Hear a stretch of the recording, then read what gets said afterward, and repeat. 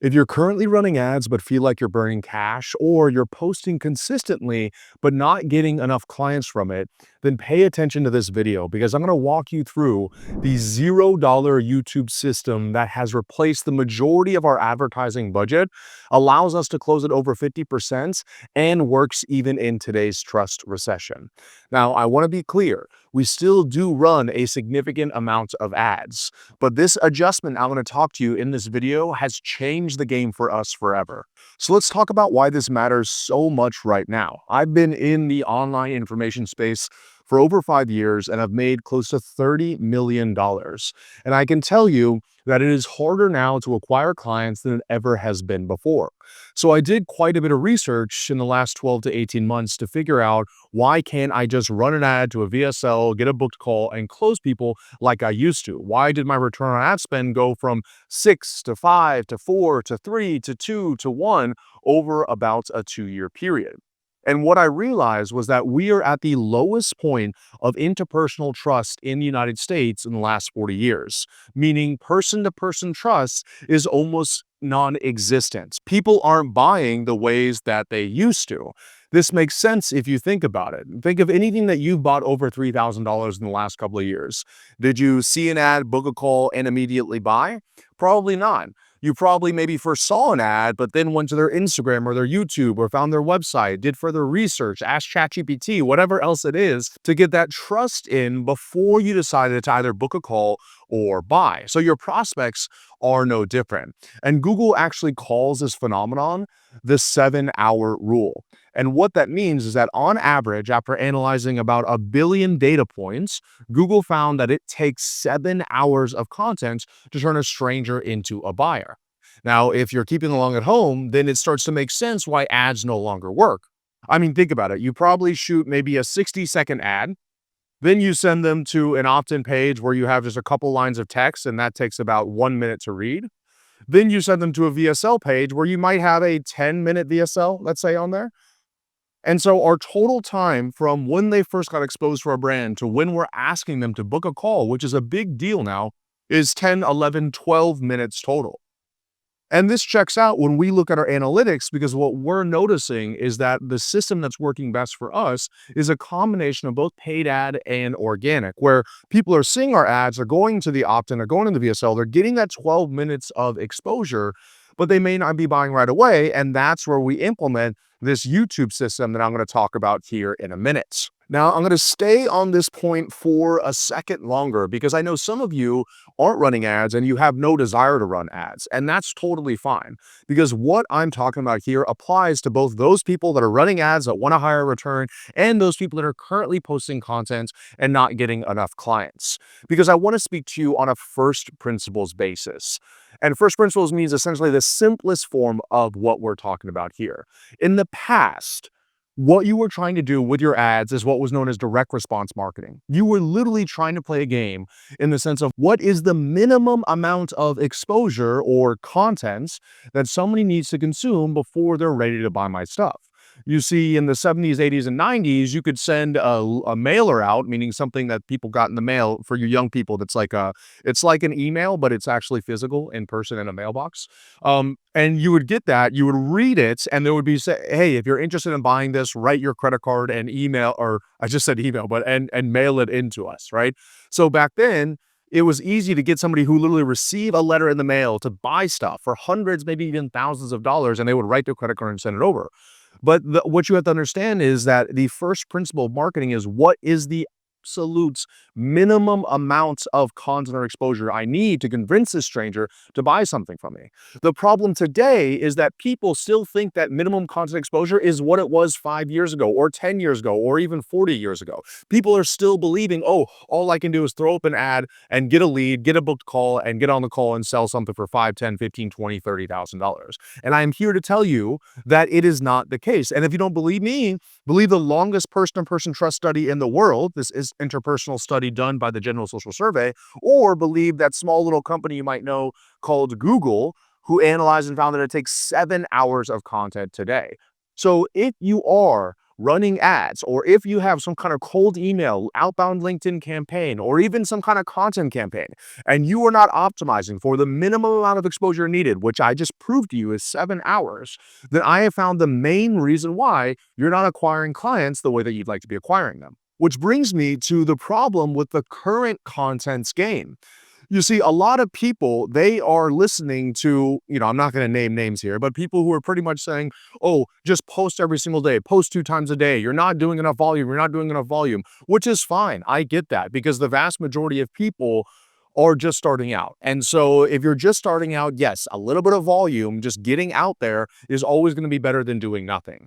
However, the problem is that most people follow that same advice, just like the minimum amount of exposure needed, when they've been posting content for a while, for weeks or months or maybe even years. They're still just posting content to post content because that one guru told them to do it a couple of years ago. Instead of stopping and standing back and trying to figure out some structure to their content, trying to figure out a system to their content, trying to get feedback on their content, right? But no, this might take 20% more effort. So instead, they'll just do the same thing that they've been doing over and over and over again.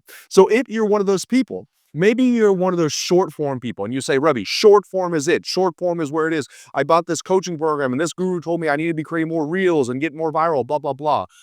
I can tell you beyond a shadow of a doubt with my own experience that long form will always trump short form, meaning that videos like these YouTube videos will always produce more buyers, highly qualified buyers, than any short form content ever will.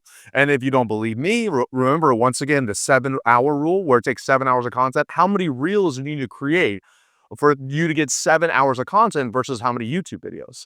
Or if you still don't believe me, look at some of the biggest names out there. Even Alex Ramosi came out, I think, like 6 months ago or 12 months ago and said something along the lines of YouTube is by far where they get the most qualified applicants for their workshops or for their acquisition company. So it's not just me and it's not just Ramosi. It is first principles of marketing. If you can go on a platform where you can retain somebody's attention for longer than 60 seconds and you can start stacking, let's say a 10-minute video and a 10-minute video, and maybe you're crazy and you like me and you do 60-minute videos, you can start to get closer and closer to that 7-hour rule. And you don't have to have the entire 7 hours, okay? It's a rule. Rules are meant to be broken. But I can tell you that you probably need more than 13 minutes to sell your $8,000 or $5,000 package. You probably need a couple of hours of exposure.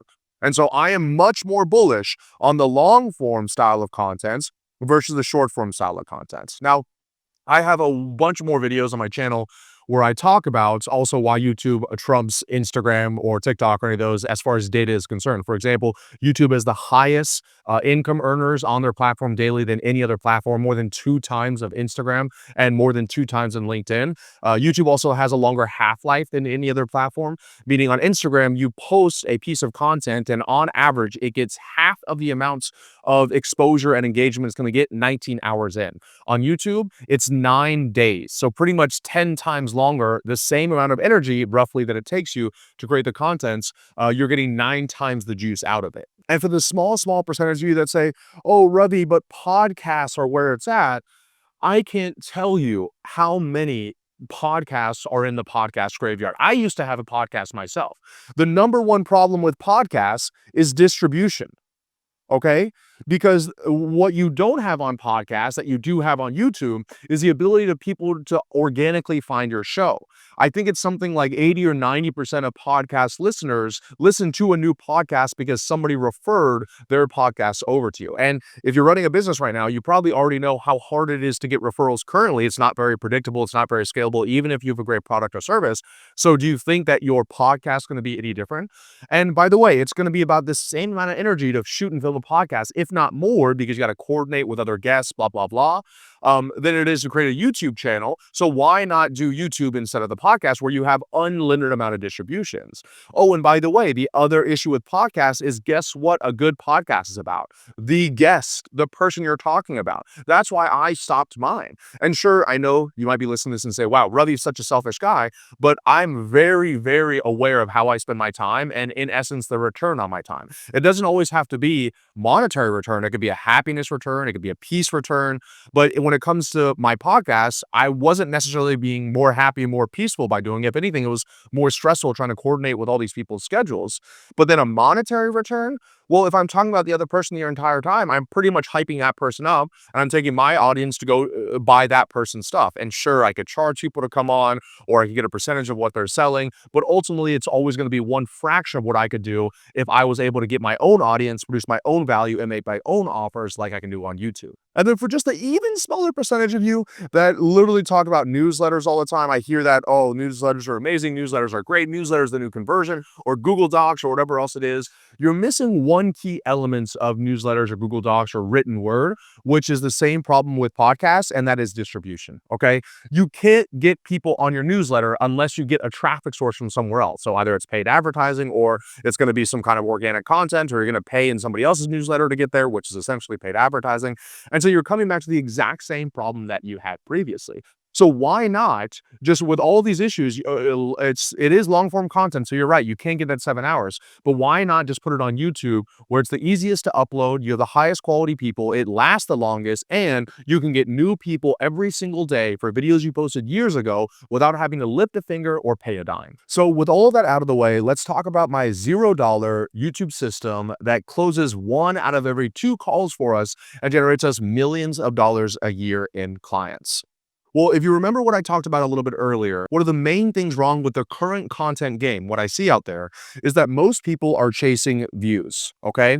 They are thinking that if I can get the most views possible, then I can make the most money possible. I'm here to tell you once again, breaking beliefs, that that is not the case. Actually, I almost see a direct inverse correlation between views and the amount of money that you're going to make. Meaning that if you get a bunch of views on a video, it almost always means you're not going to make a lot of money on that video. Now, why is that, Robbie? Well, because going back to first principles, the majority of you watching these videos are probably a coach, a consultant, an agency owner, some kind of online service provider. You're selling a high ticket product or service. A lot of times it's intangible, meaning it's not like you're buying, I don't know, a new bed or something like that. And when you're selling a high ticket product or service, you're obviously selling it to people that can afford to pay 5, 10, 15, 20, 30, $50,000. And if you looked at the average person just in the United States, they don't have $1,000 for an emergency fund in case something absolutely terrible happens in their life. So how are they going to then pay you $10,000 for your coaching program, right? And sure, there's financing and all these things out there, but I'm just talking about on a first principles basis. How are they going to find $10,000 to pay you? So what you don't want is, you don't want the average person. Well, guess what the average person is? They're the average part of the population. If you sum up the entire population, this is what the majority of them look like. So if you get videos that have views in the hundreds of thousands, or maybe even millions, like a lot of you are chasing after, that means you're getting a lot of views from a lot of average people. And I'm going to drill this point home with a few anecdotes, right? There's a couple of people that I know, that a lot of you know, that are in the personal branding, coaching, consulting space. And they have massive brands. I'm talking 2, 3, 4, 5 million subscribers on YouTube, Instagram, et cetera, et cetera. And a lot of times, either because they're clients of mine or because we meet up because we're in similar circles, whenever I talk to them, and I'm not trying to flatter myself here, but I am saying a lot of them say, Ravi, I really love what you're doing because you don't care about views, and you're able to just sit in front of a camera and talk about the core stuff that your audience wants to hear and close high ticket clients from it. For me, I'm talking about all this random stuff, or this stuff that's going to get a lot of views. And the majority of my audience is below the age of 18. They don't have $1,000. But of course, these high status, high profile clients of mine or friends are telling me this behind closed doors, because they would never admit to their audience, like, hey, the majority of you are absolutely broke and I wish I could start this over again. So take it from me when I'm telling you that you would rather have a much smaller audience and much less views if every single one of those views were going to be able to get you a 5, 10, 15, 20, $30,000 sale. And I'll finally drive it home with a really great illustration. I actually saw this going a little bit viral on social media recently. But in the coaching, consulting, information world, one of the best ways to make sales is at events, whether you're talking about live events or you're talking about in-person events. You know, I've personally closed over $1 million in a day at an event that I've hosted 2 times now, actually. And so I know the power of live events. And guess how many people were at those events that I made over $1 million in one day, really in 90 minutes? Less than 200 people, right? And so when you are making a video and you're saying, oh, Ravi, it only had 50 views or 100 views or 200 views, What if I told you that I literally made $1 million with just 200 views? Now, it's a little bit of an exaggeration because, of course, there's definitely something about being at an event and blah, blah, blah. I'm not going to go too deep inside of it, but the illustration holds, meaning that it's not about how many people are in the room, it's the quality of that person in the room. So it's not about how many views that you can get on the videos, it's the type of views or the type of person, aka where are they at financially, what are their pain points, et cetera, that you can get on that content. So what I'm trying to avoid you guys doing is getting in the game of this endless hamster wheel of posting content every single day and posting content just to get views because you know other people are getting views, and where you end up finally getting those views that you desperately want and you've worked years to get, only to realize that those views don't equal money in your bank account and you want to restart and do something else again. And by the way, I'm not perfect with this. I even find myself being tugged or pulled towards other videos that I want to create that I know I could get way more views, or adjusting some of my lifestyle. So I know I could like maybe go to a Miami car dealership and buy an epic car so I could get that huge spike of views and get, a lot of people call it top of funnel traffic. But once again, if the top of funnel traffic is unqualified because you're talking about, oh, I'm this, 30-year-old multimillionaire and I go buy all these exotic cars, well, then it's not like they're going to all of a sudden become qualified as they go through your funnel. And instead, start with a qualified audience, and that way you can get a larger percentage of those people as clients. Okay, that's great and all, Ravi, but what exactly does this system look like? Well, there's a few key factors. Obviously, I already mentioned before, but we're running this all on YouTube. Focus all your time, energy, effort on YouTube. It's the best return on your investment. A lot of you might say, Ravi, I see you posting on Instagram. Yes, absolutely, because I now have a team and I know that Instagram's good for branding. It's essentially kind of like replacing some of that ad budget as well because we're getting exposure. They're seeing us multiple times. But I can tell you that it's, when it comes to organic content, it's about 85% of people that become clients come from YouTube and 15% come from Instagram. So if you have limited time, energy, and effort, as we all do, I would make sure I focus on YouTube. The second thing is I'm looking for 10+ minute videos, okay? That's mostly because that's 7-hour rule. We want to try to get as much exposure for these prospects as humanly possible. And so why create a video that's 5 minutes long when you could just talk for 5 more minutes and make it 10 minutes long? Now, the only caveat to that entire thing is you don't just want to ramble for ramble's sakes, okay? So if you have a 5-minute video and you only have 5 minutes worth of content, then just keep it 5 minutes. But I know the majority of you, especially if you're a coach, consultant, or something like that, you have an unlimited amount of expertise that's in your brain. And so you could talk for a long time about really any topic that has to do with what you're an expert at. For example, this video here. When I first was writing this video out, this could have been a 4 or 5 minute video. But I know that once I get talking, I can pull these stories in and I can talk about our current clients and I can talk about mistakes that people have made because I've worked with so many people, and I can make this video and beef it up to be a little bit longer of a video. And so don't make your video a couple minutes because you're going to be right back in that, short form content game where it's going to take hundreds of videos, and instead try to make the video a little bit longer, a little bit beefier, a little bit chunkier, give a little bit more value, and make it over 10 minutes long. The next part of this YouTube system I want you to understand is something that I call the content hierarchy. Content hierarchy was something that I created, a framework, if you will, to help explain to both my team and to my clients how exactly do you create content that actually gets clients. When you no longer care about views and you only care about trying to get as much money as possible from your content, how do you create that content? And this is something I don't think I've actually revealed on YouTube before, so I'm going to talk about it just for a couple of minutes. So the first part of the content hierarchy is going to be your topic.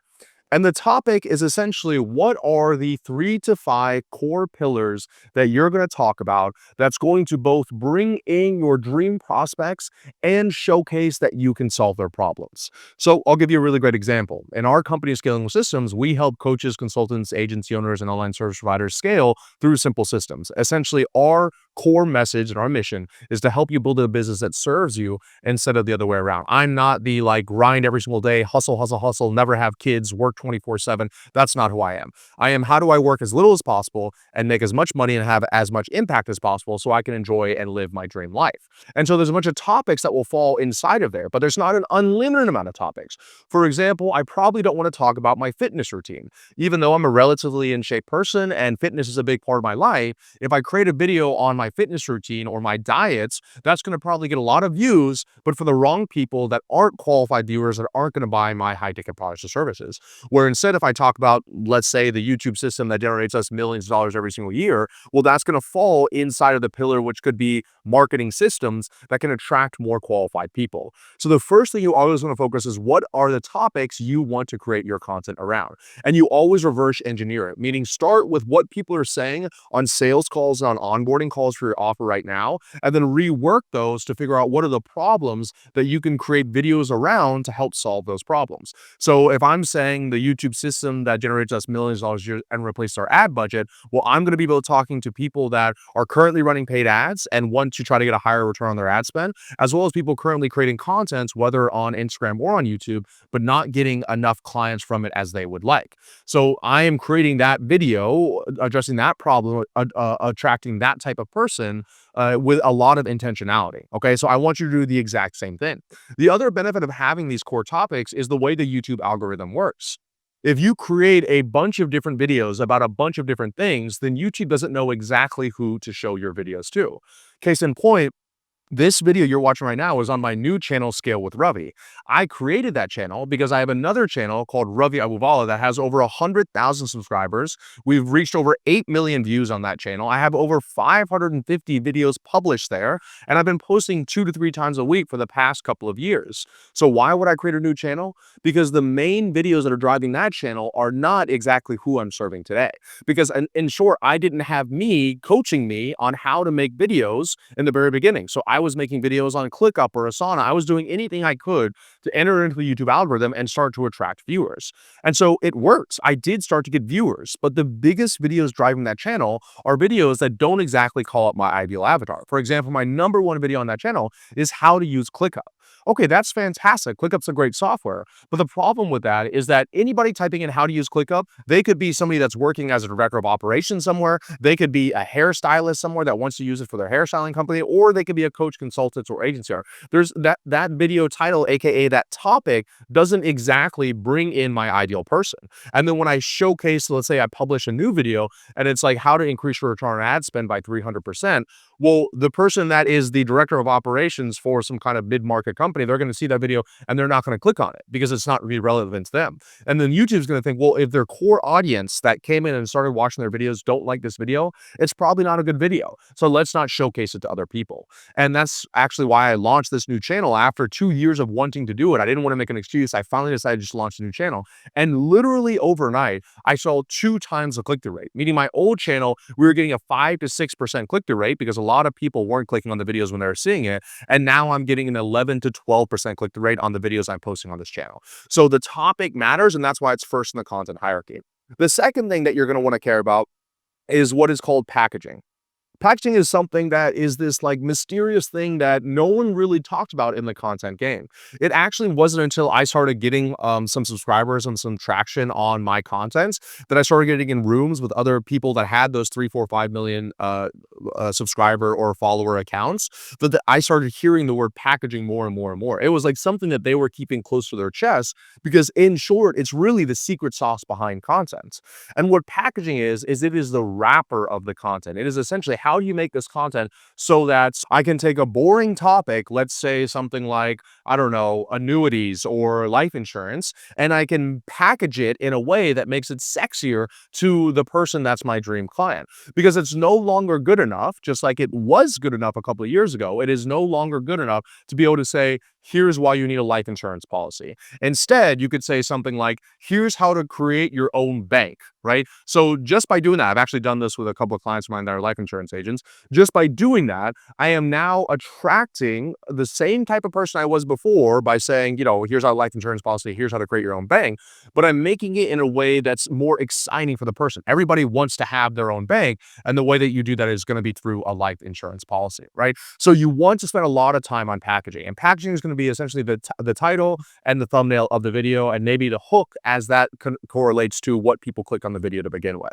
So packaging is where I now spend the majority of my time. How do I make it so that people are excited to watch this video? And look at any great YouTuber out there, any great content creator out there, they all do the exact same thing, right? They all say, for example, I know there's an Alex Ramosi video that says something like, Here's how I'm building $1 billion empire working 2 to 3 days a week. You and I both know, if you watch Alex Hormozi, that he's not working just 2 to 3 days a week, but he knows how the content game works. And so he is then saying that to get a click, where in the video, it's him sitting in a closet, pretty much saying you need to work a lot in order to get the success, right? So that's content hierarchy. That's the topic of the packaging. The final piece here, and I actually added this a little bit later because for me, I actually just thought when I was working with my clients, hey, everybody can just copy what I'm doing. Sit, talk to a camera, and draw on an iPad or a whiteboard or something like that. And that works for a lot of our clients.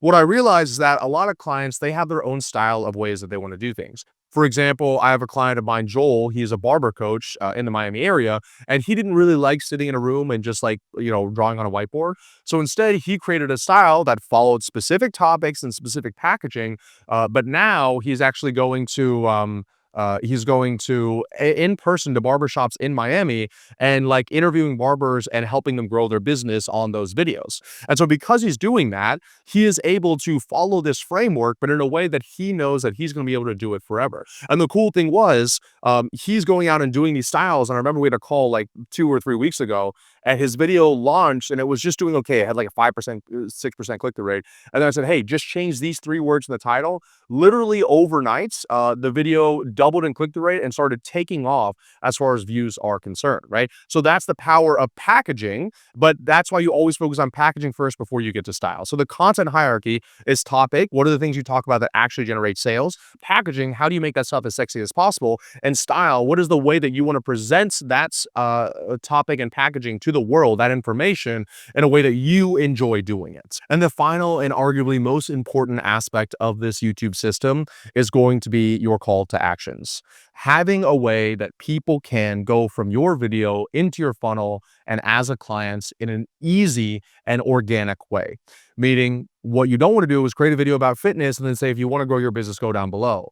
What you don't want to do is say, hey, if you're interested in learning more about working with me, and then have them go through a 6-step process and 30 application questions and watch a 2-hour-long webinar when they've already consumed all this content from you on YouTube in the first place. So you want to make it easy, natural, organic. I actually even sometimes like having a separate funnel for my YouTube viewers because I know those people are way more warmed up than somebody that may come from me from paid advertising. And that video sales letter is going to be shorter. I have to do less social proof, testimonial, and proving, and more just guiding them along the process and making sure the right people are getting on a call. For a majority of my clients, we actually get away with literally just putting a booking page in the link in the description and just doing 1 or 2 calls to action in the videos themselves before they start generating qualified sales calls and sales from these simple YouTube videos. And let me just really tie this whole thing together with a detailed case study from one of my recent clients. So this is a client of mine. We'll call him Zach. Him and his partner run a restaurant advertising agency that does around $650,000 a month. In the past couple of years, they have primarily relied on paid advertising to acquire these new restaurants.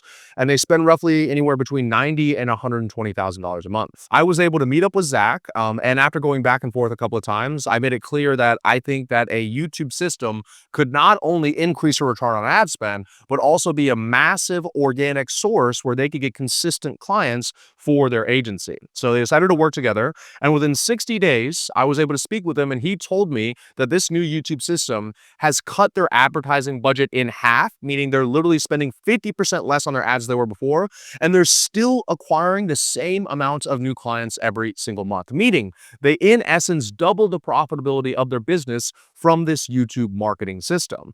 And not only that, but they are getting more qualified people from YouTube than they ever got from paid ads. This is a text that I got from them and said, I always like to share wins with you on the YouTube side of things. We're getting leads from this lately coming from our channel, 100% organic. And he said this is a restaurant group with 20 plus locations. These are big deal clients because these people are worth hundreds of thousands of dollars a year in potential contract value for him and his partner. See, that's the power of a really great YouTube system. And even more important than that, I know for a fact that once we started infusing YouTube into the paid ad strategy, not only was YouTube bringing its own clients, but the people that were coming from paid ads that were getting exposed to their YouTube content were now showing up at a higher rates, closing at a higher rates and paying in full at a higher rates. So in short, if you apply this YouTube system correctly, you can not only use it as a new source of predictable client acquisition that can last for literally years to come on autopilot, but also you can infuse it into your current paid advertising system in order to get a higher quality lead to show up and close on the call than you ever have before. If you like this video but want a fuller picture on how I've generated almost $30 million in info without burning out, be sure to check out this video on your screen now.